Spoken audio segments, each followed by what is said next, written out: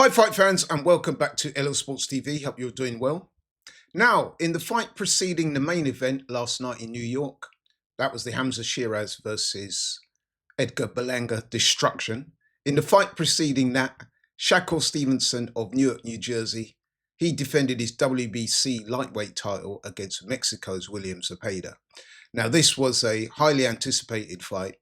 Reason being, it was a real clash of styles. This was a clash between the defensive skill, ring IQ, and technical mastery of Shakur Stevenson and the sheer volume and aggression and will of William Zepeda. Now, the crowd was proper amped for this fight. Both fighters got a really good reception. In particular, Shakur Stevenson, him being from Newark, New Jersey, and I've been to Newark. It's just a short ferry ride across the Hudson River to New York, so he's pretty much the home fighter. And it was noticeable that Shakur Stevenson came into this fight. His demeanor was pretty serious. He looked very focused, and he was walked to the ring by none other than pound for pound king Terence Crawford. Anyway, the fight got underway, and it kind of started the way everyone said it would. William Zepeda immediately on the front foot, come forward, aggressive, looking to land punches. But it was noticeable also that Shakur Stevenson seemed to invite Zepeda's aggression. He was expecting it, and he was prepared for it. And he didn't do any moving. I've got to be fair though, Zepeda did force him to the ropes and started letting his hands go. But I thought straight away that Shakur Stevenson knew what was to come his way, and I thought he looked good. He was picking his shots well. He was countering, and you could see straight away there was starting to be a gulf in skill and in levels, really. But, you know, Zepeda did have success in the early rounds. And I think it was the third round. He appeared to briefly rock Shakur Stevenson with an overhand right, I think it was. I think it was a combination of a punch and Shakur being slightly off balance, but his legs did a little sway. And you're thinking, wow, this could be a big moment. But Shakur Stevenson soon settled back into his rhythm. And that was what he would do, was he would cover up on the ropes using a shoulder roll, make Zepeda miss, and then come back immediately with sharp counters. Really impressive stuff. And I thought that after that incident in the third round where he seemed to get rocked, it seemed to take him up another level, if anything. He seemed to step his game up. And I thought some of the defensive and countering what he was doing was proper high-level boxing. But props to Zepeda. He never stopped coming forward. He was relentless, throwing punches, good combinations as well. They weren't all landing, but, you know, he was in there pitching, and it was making for a really good fight. But Shakur Stevenson, man, I mean, he's beautiful boxing. You know what? It's really good to see a fighter stand in the pocket, make his opponent miss, or let the punches hit your arms, your gloves, your shoulder roll, and then come immediately back at your opponent, landing 3, 4, 5, 6 punches, snapping his head back. So then what you've done is you put separation between you and your opponent, because although he may have landed 4 or 5 punches to your body area or your arms or your shoulders, he's not quite made proper connection. Whereas you've taken that, making him miss, and then immediately make him pay. And I thought that after round 5, Shakur Stevenson pretty much took over this fight. And crucially, what I noticed as well is that he was spending less time on the ropes, which is good. He took the fight to the center of the ring. And at times as well, he was actually pushing Zepeda back. And I think in the middle to late rounds, he hurt Zepeda 1 or 2 times. He was landing the more accurate, more cleaner, more eye-catching shots, whilst at the same time catching Zepeda's shots, as I said before, on his arms, on his shoulder, on his gloves, moving his head at just the right moment, and then coming back with counters of his own. Now, for me, this is brilliant boxing. And by the championship rounds, I pretty much had Shakur Stevenson in a pretty much unassailable lead. He closed out the championship rounds pretty easily. And at the end of the fight, I had Stevenson winning by, I think it was 118, 110 I had it scored. And listen, don't get it twisted. This was a very competitive fight, because William Zepeda, and I do tip my hat to him, at no time did he show any disillusionment in his work. He was committed to attack. He was getting beaten in there. The corner were urging him on. I think he knew he was losing, but he still showed the same mental fortitude that he'd shown throughout the fight. Still coming forward, still trying, still looking to land punches. But he was just in against a far superior opponent, in my view.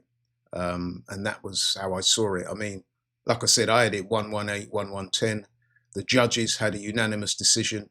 Two of the judges saw it the same way as me, 118, 1110. One of the judges had it 119, 109. All of them had Shakur Stevenson by a comprehensive margin. And I thought this was an excellent performance by Shakur Stevenson. I thought he silenced a lot of his critics.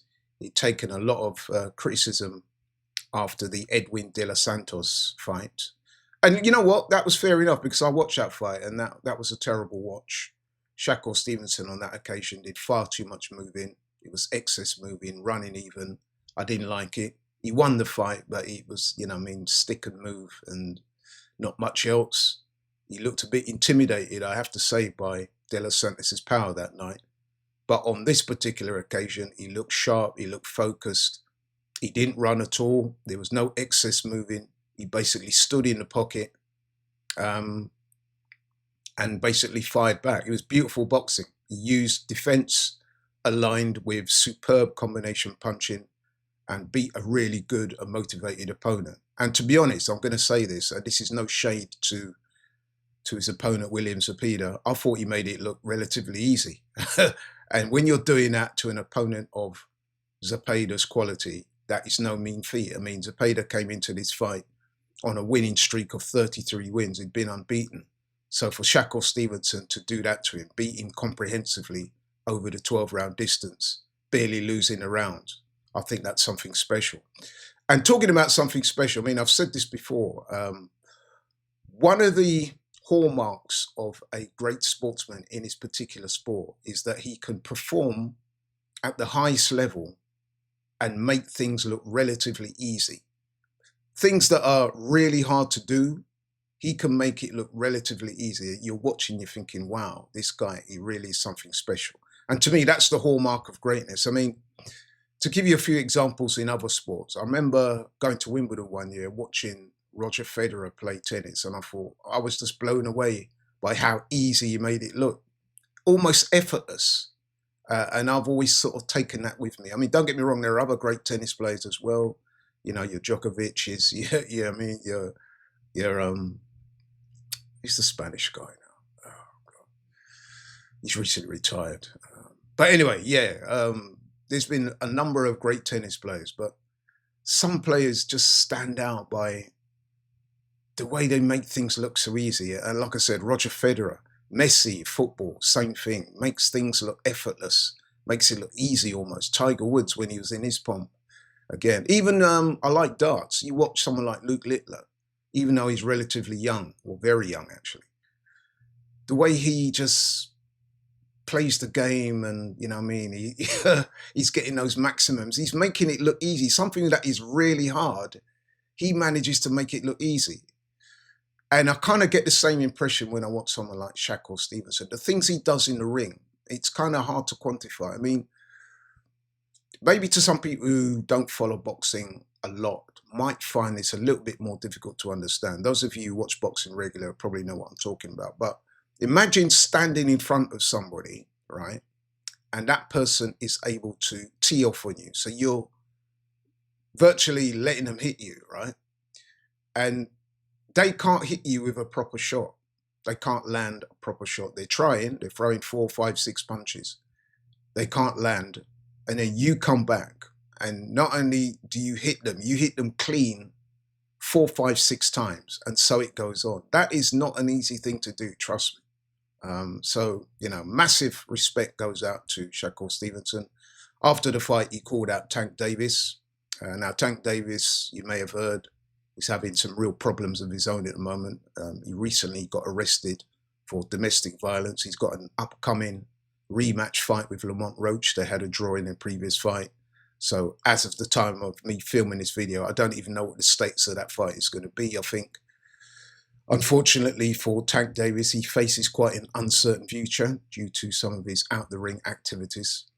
But whoever Shakur Stevenson fights in his next fight, man, if he continues to focus and put in the type of performance that he put in tonight, there's going to be very few, if any, who can beat him. And I really do mean that. Certainly at lightweight, anyway. He's probably going to get stiffer tests as he moves through the weights, because at the moment, I don't see too many people being able to beat this guy. But yeah, that's all from me. A tremendous performance from Shakur Stevenson. If you love your boxing, if you love the art of hitting and not being hit, you will know exactly what I mean when I say that this was a tremendous performance. Very different from the Hamza Shiraz versus Edgar Berlanga blowout. But for me, no less entertaining. Fantastic performance. Well done to Shakur Stevenson. Big up also to William Zepeda, man. I mean, listen, he it takes two to tango, and he threw a hell of a lot of punches. He came forward, he took his licks like a man and kept coming back. It was a great fight to watch, and yeah, shout out to both people. Shout out to yourselves as well for watching this video. I really do appreciate it. If you're new to the channel, please like, share and subscribe, and hopefully catch you on the next one. I'm out.